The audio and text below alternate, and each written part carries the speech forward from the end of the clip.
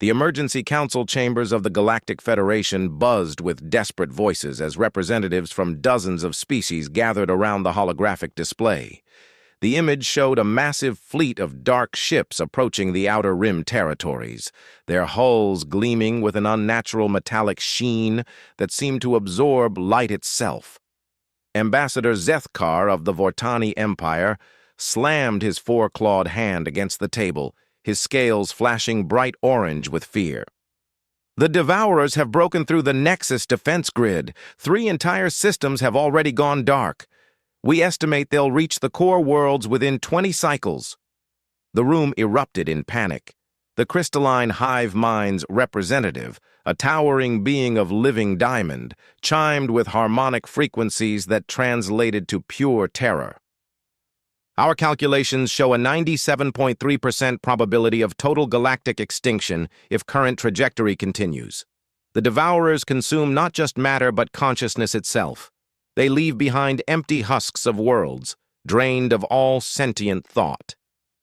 Captain Elena Vasquez sat quietly in the human delegation's corner, her weathered face studying the tactical displays with the calm focus that had made her legendary among the younger races. At 52, she had seen more battles than most species experienced in their entire evolutionary histories. Her graying hair was pulled back in a simple ponytail, and her blue eyes held the steady gaze of someone who had stared death in the face countless times and lived to tell about it. The Ethereal Council's speaker, a being of pure energy barely contained within a shimmering force field, pulsed with urgent light patterns. The ancient protocols must be activated. All species must retreat to the sanctuary worlds in the galaxy's center. We abandon the outer territories and establish a defensive perimeter around the core systems. Nods of agreement rippled through the chamber. The plan was sound by all conventional military doctrine. Concentrate forces, establish choke points, sacrifice the expendable to save the vital. It was the same strategy that had worked against the machine uprising 3,000 years ago and the plague wars before that. The evacuation fleets are already being prepared, announced General Crix of the Avian Confederacy, his feathers ruffling with nervous energy. We can save perhaps 60% of the core population if we begin immediate withdrawal. The outer colonies... He didn't finish the sentence. Everyone knew what abandoning the outer territories meant for the billions of beings living there. Elena finally stood, her movement causing a ripple of attention through the chamber. Humans were still relatively new to galactic politics, having joined the Federation only 3 centuries ago, but their reputation in warfare had grown considerably during that time. Other species had learned to pay attention when humans spoke about military matters. With respect to the Council, Elena began, her voice carrying the crisp authority of someone accustomed to being heard over plasma fire and explosions. I believe you're making a critical error in your assessment. The Vortani ambassador's scales shifted to deep purple, indicating confusion mixed with irritation. Commander Vasquez, surely you understand the mathematical certainty of our situation. The Devourers have consumed 17 galaxies. No force has ever successfully stopped them. Retreat is our only option for species survival. Elena walked to the central holographic display, her boots clicking against the polished floor. She gestured to the tactical readout, highlighting several key positions along the outer rim. You see retreat. I see opportunity. Every time the Devourers have conquered a galaxy, they've followed the same pattern. They expect resistance to collapse inward, to consolidate and wait for them to arrive. But what if we don't give them what they expect? The crystalline representative chimed in harmonics of disbelief. Are you suggesting a direct confrontation with an enemy that has never been defeated? Human arrogance has served you well in smaller conflicts, but this is beyond even your species' remarkable capacity for violence. A slight smile tugged at Elena's lips. Not direct confrontation, strategic delay and harassment. The Devourers move in predictable waves, consuming everything in their path. But their strength comes from momentum and fear. They've never faced an enemy willing to make a true sacrifice not for victory, but to buy time for others to survive. The room fell silent as the implications of her words sank in. Elena continued, pulling up detailed scans of the approaching enemy fleet. Human vessels are smaller, faster, and more maneuverable than anything in the Federation fleet. We can't win a straight fight, but we can make them work for every system, every world. We can slow them down. The ethereal council speaker pulsed with confused patterns. You speak of sacrifice, but to what end? Even if you delay them by several cycles, the outcome remains the same. They will eventually reach the core worlds with enough force to overwhelm any defense. You're thinking like prey, Elena said bluntly, causing several delegates to recoil. Yes, the Devourers will eventually break through any defense we can mount. But time isn't just about military preparation. It's about hope, about giving people a chance to live their lives, to say goodbye, to find peace before the end. And maybe, just maybe, someone will find a way to stop them permanently if we can buy enough time. The human delegation exchanged glances. They had discussed this possibility during their private briefings, knowing it might come to this. Admiral Chen, Elena's superior, stood and addressed the chamber. The human Colonial Defense Force volunteers to remain in the outer territories and conduct delaying operations against the Devourer advance. We ask only that the evacuation of non-combatant populations from human worlds be given priority in the Federation withdrawal. The chamber erupted in chaos. Representatives shouted over each other in dozens of languages and communication methods. The concept was unprecedented in galactic history. No species had ever volunteered for certain extinction to buy time for others, especially not for the sake of beings they had known for only a few centuries. The avian general spread his wings wide in a gesture of disbelief. This is madness! Humans, your species has such potential. Your technological innovation, your adaptive capabilities, your unique perspectives on warfare and diplomacy. To throw all of that away on a gesture of defiance serves no logical purpose. Elena's expression hardened. Logic isn't everything, General. Sometimes what matters is not the odds of success, but the certainty that you tried everything possible. Every human ship that delays the Devourers by even 1 hour might mean another 1,000 families get to safety. Another group of children gets to see their parents one more time. The Vortani ambassador's scales had shifted through several color changes, finally settling on deep blue, indicating profound confusion mixed with something approaching respect. But why? Your species owes nothing to most of the races represented here. Some have even treated humanity with contempt or suspicion.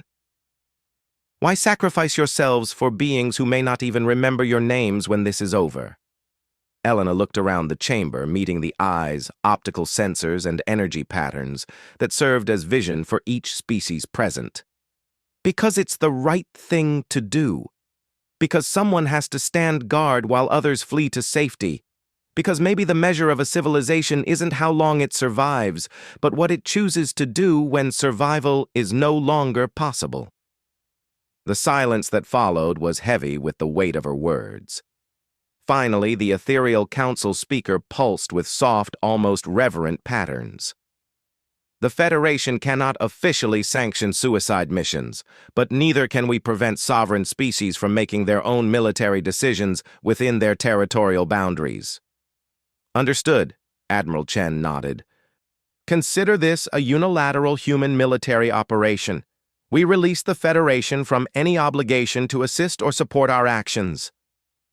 As the session adjourned and delegates filed out in subdued groups, Elena remained behind, staring at the tactical display. The Devourer fleet looked like a dark stain spreading across the galaxy, unstoppable and inevitable. But she had meant what she said about opportunity.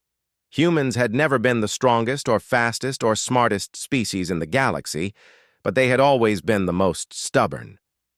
Dr. Sarah Kim, the chief science officer for the human delegation, approached the display. Elena, you know the statistics as well as anyone. Even with our entire fleet, we can maybe delay them by a few months at most. Is it really worth it? Elena turned to her old friend, remembering their academy days when the biggest worry had been passing their quantum mechanics exams. Sarah, do you remember when we were kids how scared we used to get during thunderstorms? My grandmother used to tell me that brave people weren't the ones who weren't scared. Brave people were the ones who were terrified but did the right thing anyway. Sarah managed a weak smile. I remember. She also used to say that sometimes the only thing standing between good people and the dark was someone willing to hold the line. The evacuation starts tomorrow, Elena said, watching as the holographic Devourer fleet continued its inexorable advance. Every civilian transport we can protect, every extra day we can buy for the core worlds to prepare their defenses. It might not change the outcome, but it will matter to the people who get those extra moments with their families. As they prepared to leave the chamber, Elena took one last look at the display. Somewhere out there, beyond the approaching darkness, were billions of sentient beings who would soon be running for their lives. Most species were abandoning the outer territories and the beings who lived there, but not humanity. When civilizations crumbled and ancient alliances dissolved in the face of ultimate terror, someone had to stay behind and guard the door. The evacuation would begin within hours, but the real story was just beginning.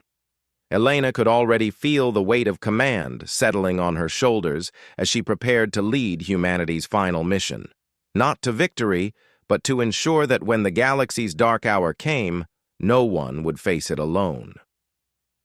3 weeks after the Federation evacuation began, Captain Elena Vasquez stood on the bridge of the UES Defiant, watching as the last civilian transport disappeared into hyperspace. Around her, the crew worked with the quiet efficiency of people who knew their mission had no happy ending. The evacuation of Kepler Station had taken 18 hours longer than projected, but they had managed to get every non-combatant to safety. Captain, we're receiving transmission from Admiral Chen on the Resolute, reported Lieutenant Commander Jackson, his fingers dancing across the communications array. Despite the stress of recent weeks, the young officer's voice remained steady.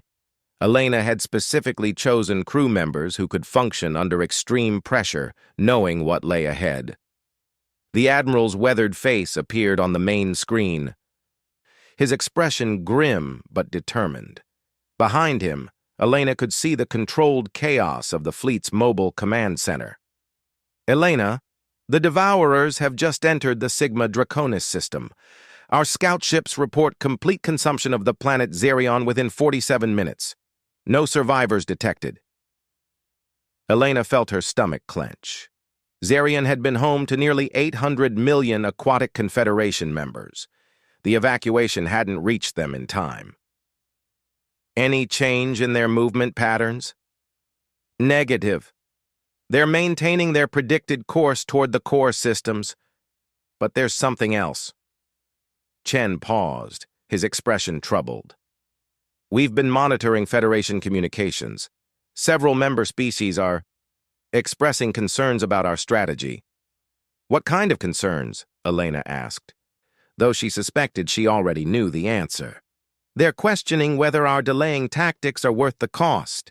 The crystalline hive mind has calculated that our resistance might actually anger the Devourers, potentially making them more aggressive toward surviving populations. Chen's voice carried barely contained frustration. Some delegates are suggesting we stand down and allow unopposed passage to minimize retaliation risk. Elena closed her eyes briefly, feeling the weight of command press down on her shoulders. When she opened them again, her expression was resolute. Admiral, with respect, they can suggest whatever they want. Those delegates are sitting safely in the core worlds while we're out here watching worlds die. We knew going into this that we'd be fighting alone. The Vortani Empire has gone further, Chen continued. Ambassador Zethkar has formally requested that we cease all hostile actions against the Devourers, claiming our resistance violates the Federation's official neutrality stance. The bridge fell silent except for the quiet hum of ship systems. Elena could feel her crew's eyes on her, waiting for her response. These were people who had volunteered to stay behind, knowing they would never see Earth again. They deserved to know that their sacrifice meant something. "Patch me through to the fleet," Elena ordered.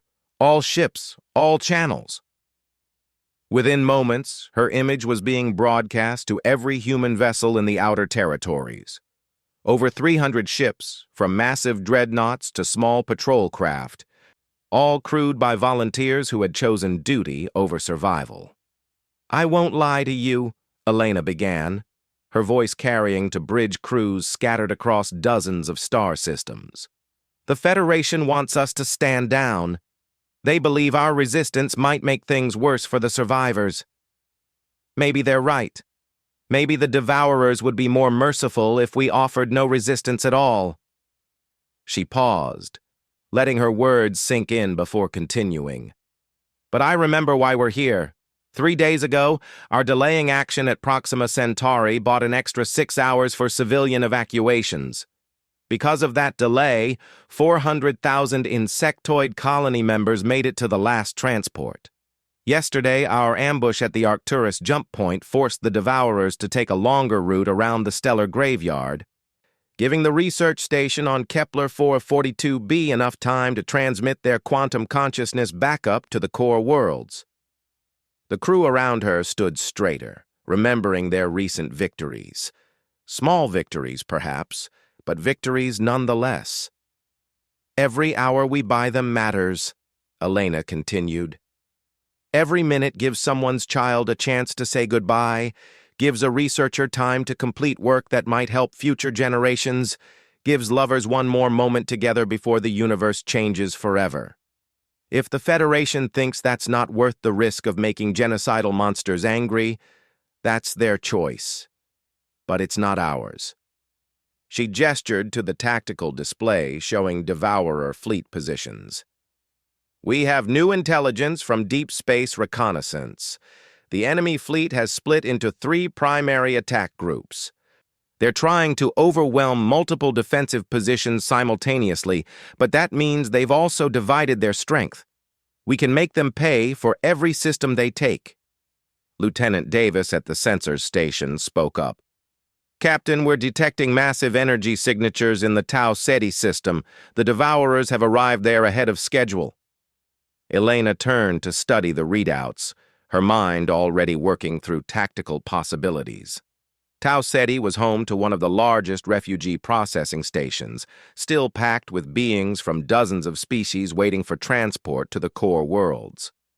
"Time to full evacuation completion?" she asked. 14 hours minimum," Davis replied. "The station is processing ethereal council members, and their energy transfer requirements are complex."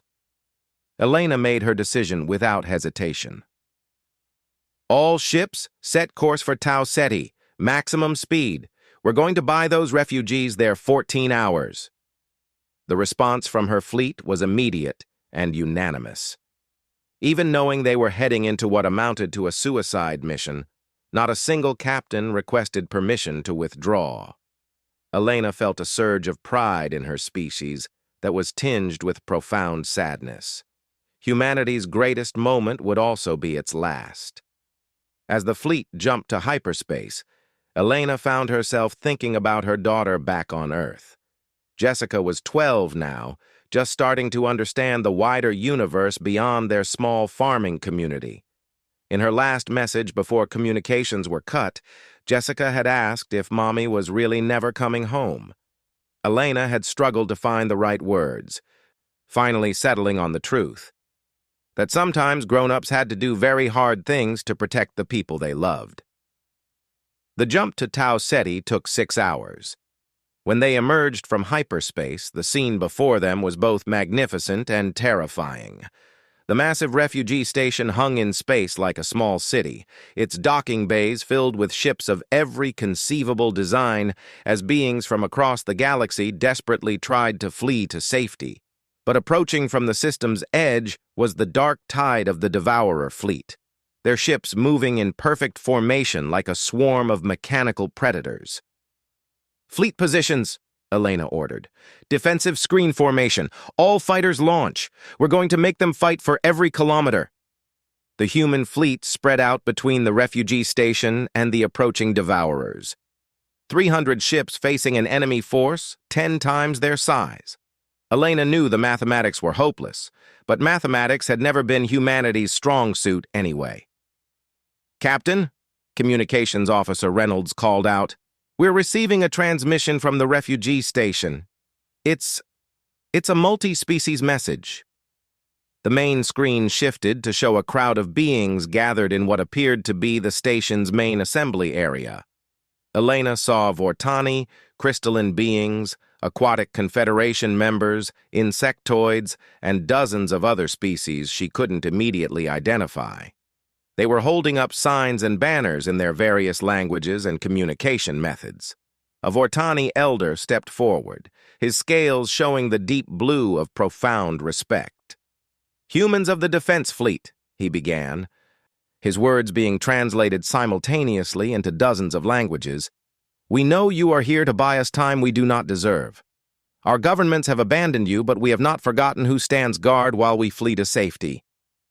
An aquatic confederation representative flowed forward, her bioluminescent patterns pulsing with gratitude.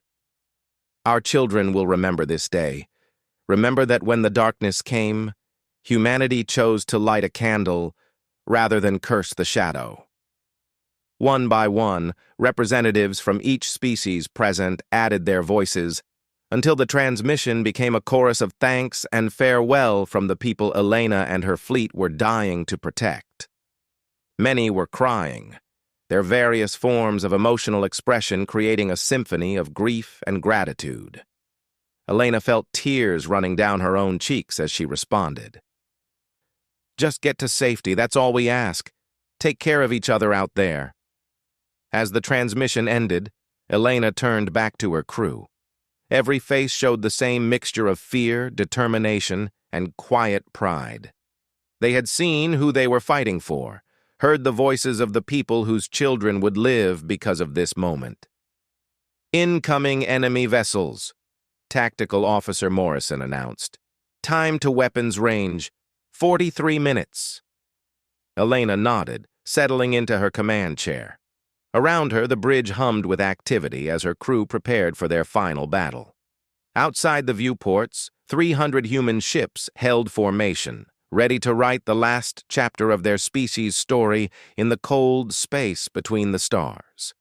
The Devourers came like a plague of darkness, but they would find that some lights burned too bright to be easily extinguished. The battle for Tau Ceti lasted 17 hours. When it was over, only 68 human ships remained operational, and the refugee station's evacuation was complete. Captain Elena Vasquez sat in her command chair aboard the battered Defiant, watching the last transport disappear into hyperspace, carrying thousands of beings to safety. Her ship's hull was scarred with energy burns, half her crew was injured, and life support was running on backup power, but they had done it. "Status report," she called out, her voice hoarse from hours of shouting orders through the chaos of battle. Lieutenant Commander Jackson, now sporting a bandaged head from when a console had exploded during the third wave assault, checked his remaining systems. 40% of our fleet is gone or severely damaged. The Devourers lost approximately 30% of their attacking force, but their main body is still intact and moving toward the core systems." Elena nodded grimly. The mathematics were still against them, but they had proven something important. The Devourers could be hurt. More significantly, they had shown that resistance was possible, even against overwhelming odds. "Captain," Communications Officer Reynolds called out, her voice filled with surprise. "We're receiving an encrypted transmission from the Vortani Empire. It's Admiral Kethvar himself." Elena frowned. The Vortani military commander was supposed to be coordinating core world defenses, not communicating with the abandoned human fleet. On screen, the scarred face of the legendary Vortani warrior appeared on the damaged main display. His scales were showing deep purple stripes, indicating both respect and inner conflict. Captain Vasquez, I hope this transmission reaches you. I wanted you to know that your actions at Tau Ceti have been noticed throughout the galaxy. Elena leaned forward, curious despite her exhaustion. Admiral, you should be focusing on core world preparations, not checking up on a lost cause. Kethavar's mandibles clicked in what Elena had learned was the Vortani equivalent of a bitter laugh. Lost cause? Captain, your species has accomplished something we deemed impossible. You have shown that the Devourers can be slowed, that their advance can be disrupted. More importantly, you have shown the galaxy what courage looks like when the night falls. The transmission flickered as power fluctuations ran through the Defiant systems. When it stabilized, Kethavar continued. There have been developments since Tau Ceti. The research station data you helped save contained breakthrough information about Devourer biology. Dr. Sarah Kim's team discovered that their consciousness absorption process has a critical vulnerability. If we can disrupt their neural network at the right frequency, Elena felt a spark of something she had thought was dead. Hope. Are you saying there might be a way to stop them? Perhaps. But it would require a coordinated strike against their primary command vessel deep in the heart of their formation, a suicide mission even by human standards. Kethavar's expression grew solemn. The Federation Council has rejected the plan as too dangerous. They maintain their defensive posture around the core worlds. But you're telling me this anyway, Elena observed. Because some of us remember what honor means, Kethavar replied. Captain, I'm transmitting coordinates and technical specifications for a modified quantum resonance weapon. If your fleet can penetrate to within 10,000 kilometers of the Devourer mothership and detonate this device... The transmission cut to technical schematics that made Elena's head spin. The weapon was unlike anything in human arsenals, requiring materials and energy sources they didn't possess.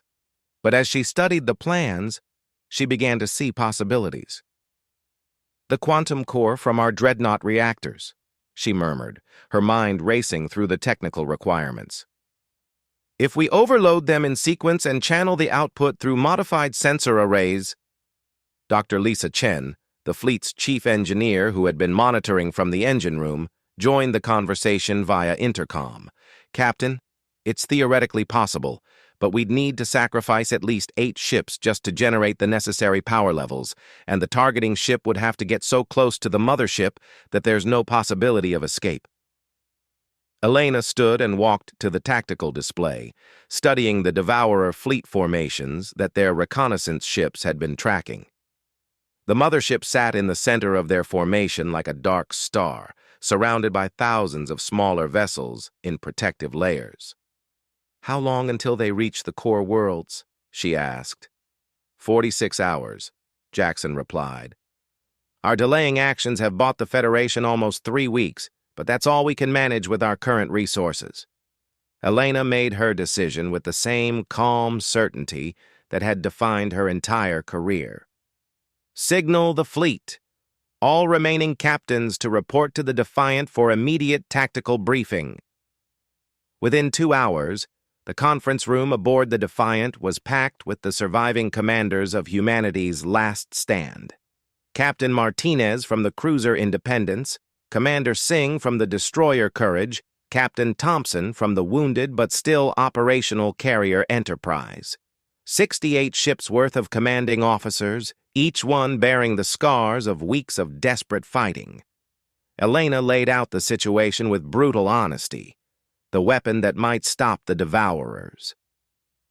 The impossible odds of reaching their mothership, the mathematical certainty that none of them would survive the mission. I won't order anyone into this, she concluded.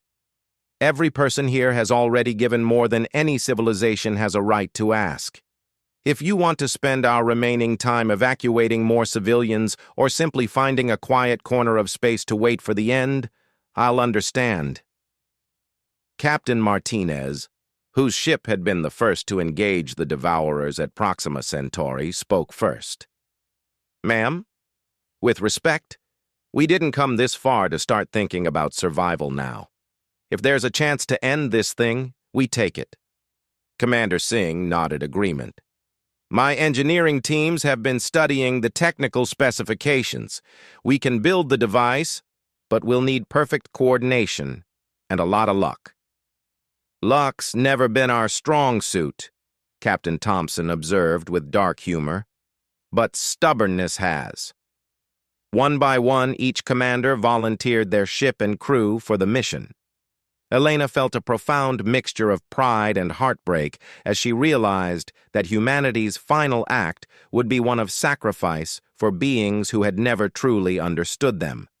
The next 36 hours were a blur of desperate preparation. Engineering teams working around the clock to modify reactor cores and sensor arrays. Tactical officers planning approach routes through the Devourer formation. Communication specialists preparing final messages to be transmitted to Earth and the core worlds. Elena found herself in her quarters during a brief break, recording her own message to Jessica. How do you explain to a 12-year-old that Mommy won't be coming home because she chose to save a galaxy that had already written off humanity as acceptable losses? Sweetheart, she began, looking into the recording device. By the time you see this, you'll be older, and maybe you'll understand better than I can explain right now. Mommy and her friends are doing something very important, something that might help all the people in the galaxy stay safe. I want you to know that every choice we made thinking about you and all the other children who deserve a chance to grow up in a universe without monsters. She paused, struggling with words that seemed inadequate for what she was feeling. I need you to be strong, Jessica. Take care of Grandma and Grandpa, work hard in school, and remember that sometimes doing the right thing is more important than doing the easy thing. The universe is going to need people like you, people who care about others even when it's difficult. As Elena finished her recording, Lieutenant Commander Jackson's voice came over the intercom. Captain, we're approaching the Devourer formation. All ships report ready for final approach. Elena sealed the message and made her way to the bridge, where her crew waited with the quiet determination that had carried them through weeks of impossible missions. Outside the viewports, the Devourer fleet stretched across space like a mechanical constellation, their dark hulls seeming to absorb the light of distant stars. At the formation's heart, the mothership waited, a massive structure the size of a small moon. Its surface covered in organic-looking protrusions that pulsed with malevolent energy. Elena could feel the weight of billions of consumed minds pressing against her consciousness, the collective screams of 17 galaxies' worth of civilizations. All ships, final weapons check, she ordered. Remember, we only get one shot at this. Make it count. The human fleet began its final approach, 68 ships diving into the heart of darkness in one last desperate gambit to light a candle that might illuminate the entire galaxy. Behind them, the core worlds waited in fearful hope. Ahead of them, an enemy that had never known defeat prepared to face a species that had never learned the meaning of surrender.